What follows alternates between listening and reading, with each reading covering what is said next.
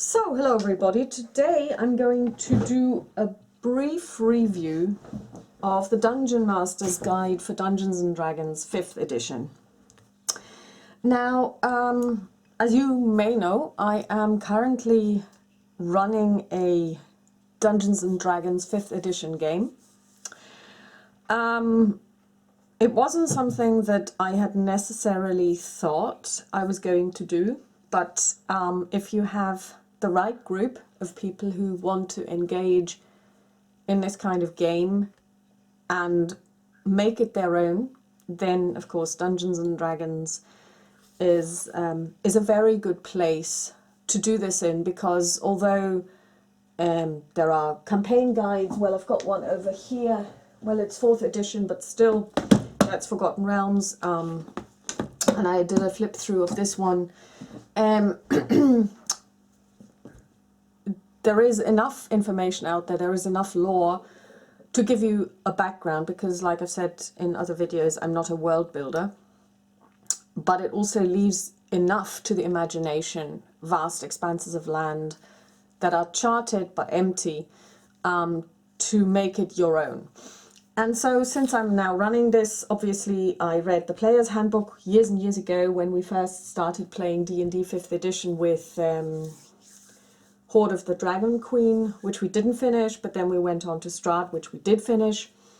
But I only got the Dungeon Master's Guide, I want to say, I can't even remember if I got it in 2020, towards the end of 2021, but it was definitely during the pandemic. And so now that we're playing, we've already played our first session, which took us over 5 hours. It was unbelievable. It was incredible. I've been reading this book, and when I first started, I was not necessarily expecting what this book contains, because in recent years I've been playing especially the Dark Eye, TDE, and also Midgard, but also Call of Cthulhu. And in all these games, you get a rule book, but it's a rule book. So there is a Keeper's Handbook for 7th edition Call of Cthulhu, which is a little bit bigger than the Player's Handbook, and it contains more information, but it is pretty much all about Call of Cthulhu, Arkham Horror, 1920s, or different, yeah, well, it's actually classic.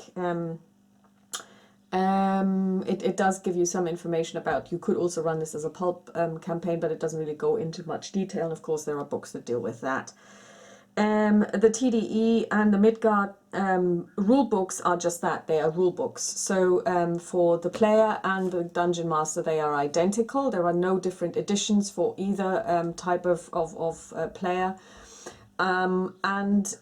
They basically contain the rules, they explain the world, and the rules and the play and the world are kind of conflated because one is based on the other, you know. So if you're going to play a cleric in Dungeons, if you're going to play a cleric in the TDE universe, you play one of the 12. There are now sub-gods as well, and there is supplements to that, blah, blah, blah. But basically, they explain to you how this works, and all of the information is in there. The Dungeon Master's Guide for D&D is entirely different.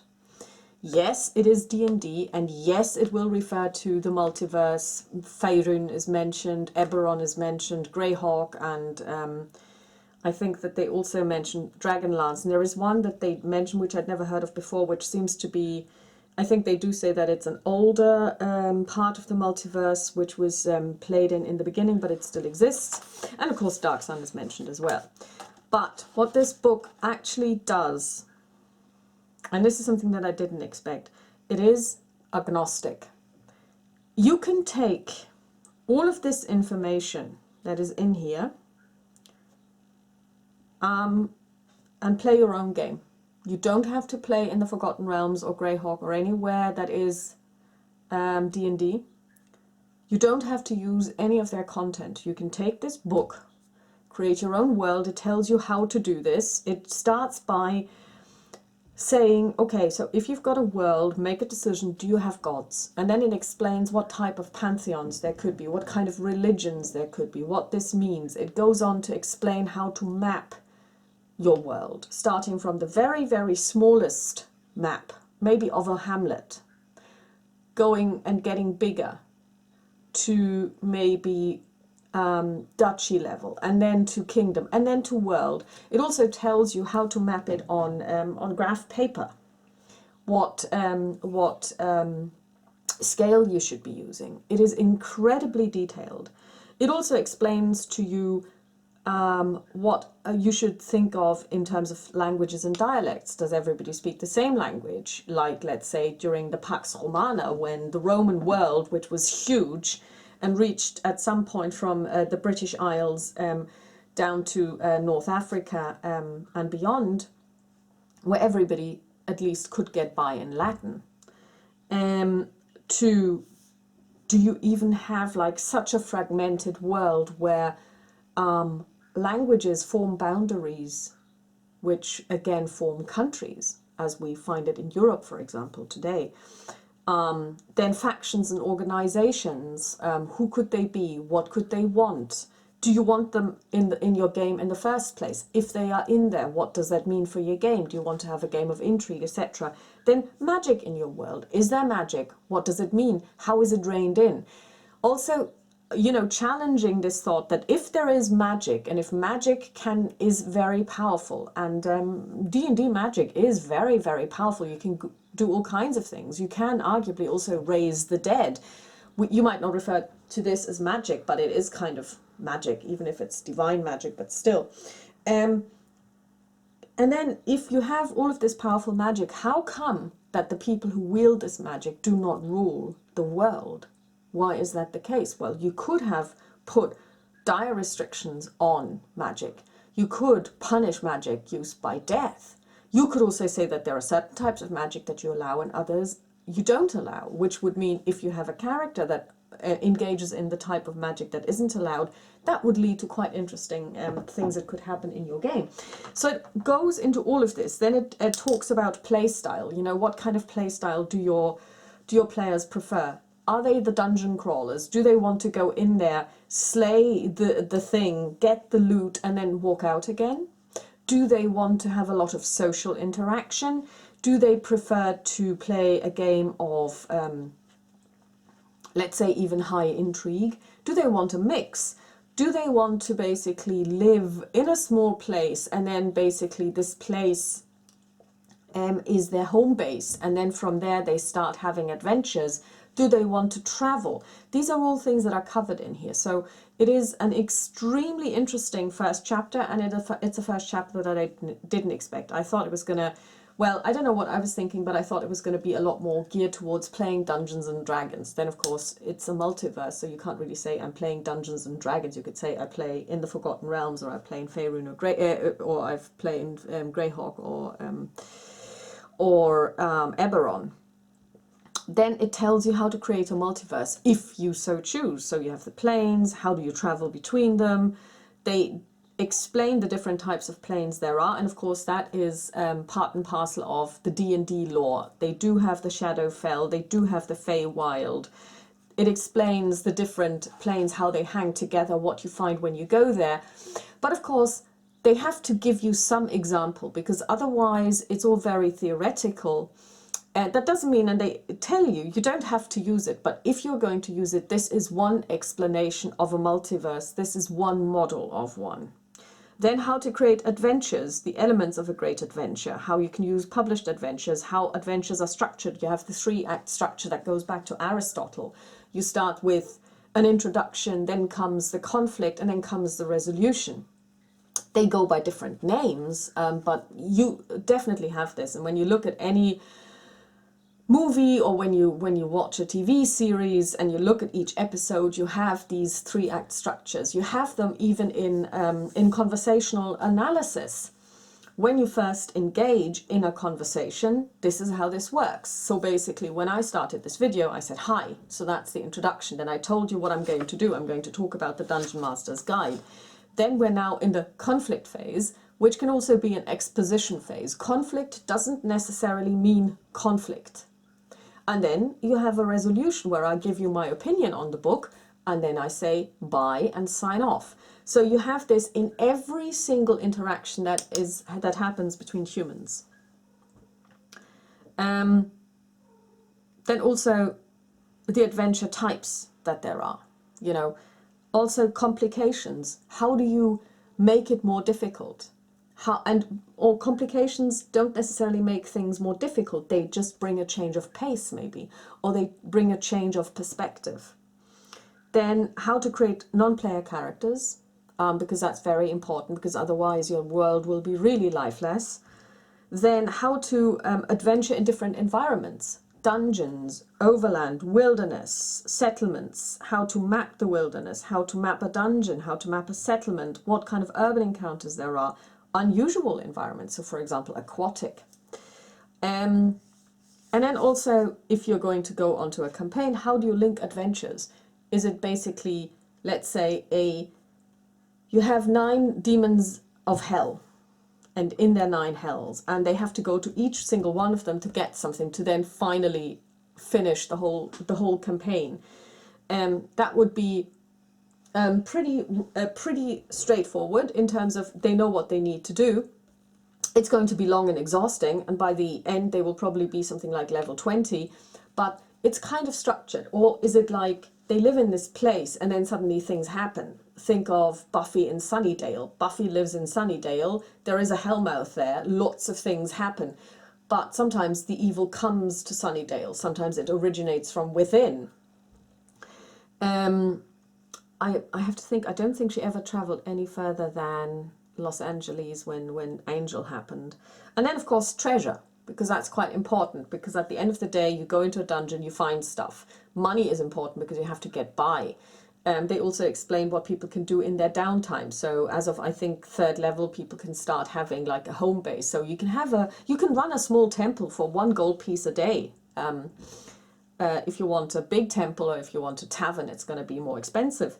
Also, what kind of items can they find? Okay, this is quite D&D in that there is a lot of magic in the world, at least in Faerun, and there are a lot of magical items that you can get, some of which are really powerful. So how does that work? You can create them yourself. There is examples of what they could be.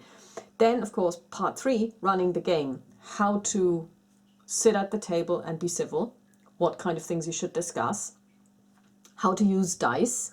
How to use ability scores. So again, this falls back onto the actual D&D rules, because not every game has ability scores. In some areas it's done differently, but if you play a game like Midgard, TDE, D&D, even Cypher, you can use these rules, or these guidelines, these tips. They're not rules, they're tips. Social interaction. How does combat work? How do objects work? What is siege equipment? Diseases. This was quite interesting. For diseases, I would have expected more than just a page, but then again, obviously, it's rule agnostic, it's world agnostic. In your world, you can have all kinds of diseases, which of course they can't list because they don't know which world you're playing in. Madness, of course, you know, now we have Madness and Call of Cthulhu in almost everything. I mean, I hate that they try to push Call of Cthulhu onto everybody at this stage. I mean, there's one for 5th edition, there's even one for TDE where I'm like, we don't need this, but hey. Experience points, how do you reward your players? Different possibilities in there. And then the Dungeon Master's Workshop, how to create a monster, how to create a spell, how to create a magical item, and how to create new character options. And then there are some random dungeons. So basically you can roll on this table to create your own dungeon. Then there's a monster list. There are some maps that you can use. And then Dungeon Master inspiration is essentially books you can read or films you can watch. So who is this book for? Well, if you are going to run Dungeons and Dragons yourself, I would say as a Dungeon Master, this is going to be helpful. Because even if you run pre-published books, and there are so many at this stage, I mean, there are 2 around Tiamat. There is the ones that I recall. There is Tomb of Annihilation. Sorry, not Tomb of Annihilation. Temple of Elemental Evil. Rime of the Frost Maiden, Strahd, Dragon Heist as well. There are just so many, or you could also have the smaller ones like Candle Keep, which basically is a series of adventures that you can drop into your own campaign that deal with libraries and books. Then it does help. But I don't think it's actually necessary. It's more important that you read the player's handbook, because that has the actual rules. So for example, it won't tell you here how to create a character for 5th edition. It's not in here at all. For that you need the player's handbook. And of course, if you want to create NPCs, you can also just do what I did when I created one of my NPCs for this particular game that we're playing. I just basically created her like a character with full stats and a character sheet. But if you are interested in the meta level of creating adventures, of creating even a world, if you aspire to being a world creator, then this book is a really, really good book. It's not even a starting point, but it is, I think, a very solid foundation. There are others out there that you could use later on, but I think this one is going to give you so much detail that you can sit down and create your own world. You can sit down and create your own. You can definitely sit down and create your own adventures using this. It gives you ideas. It gives you adventure hooks. It gives you tables that you can roll on to basically say, okay, so we're going to look for an item. This item has the following properties. It is lost because there are certain people who are looking for it. These people are XYZ. It just gives you a lot of inspiration. You can also just take the table and read it and then come up with it if you don't want to randomize it too much. And from there, you start sparking ideas. So for me, the Dungeon Master's Guide for D&D 5th edition is a super important book. I can highly recommend it. And I think it's also interesting for people who have been running games for a long time and who may have also already been writing their own adventures, because it's always quite nice to get a different perspective on the meta level, because this is the first time that I've actually read about creating a multiverse. And that is something that I find very interesting. I'll never do it myself, obviously, but it's interesting to see what kind of thoughts you would have to pour into it to make it work. So Dungeon Master's Guide, D&D 5th edition, it retails at $49.95 US and 58 Canadian. I can't remember what I paid for it, but I think about 40 euros, thereabouts, 35 to 40 euros, and it's well worth it. Talk to you soon. Bye.